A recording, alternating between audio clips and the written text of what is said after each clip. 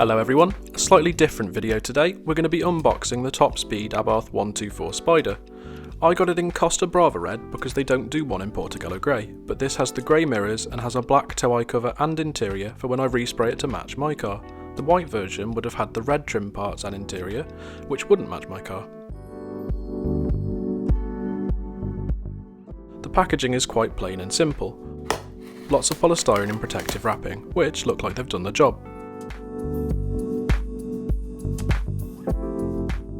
It comes on a nice heavy base, and the first thing that hits you is how slammed the model is, much lower than the car is in real life, but the detail otherwise looks pretty much spot on. The paint finish is really high quality. The aerial looks broken, but it's actually been cast like that and is solid. Not a problem though, because I'll be snipping it down anyway to match my stubby aerial. One issue with my particular model is that it was missing a headlight cover, but the supplier has actually got TopSpeed to post me a new part directly, which is really cool of them.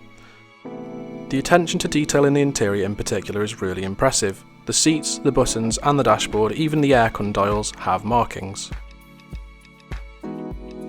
The exterior detail is just as good. The badges look spot on, as do the lights and the model designation. I would have liked to have seen a textured soft top roof, because the smooth plastic doesn't look quite right.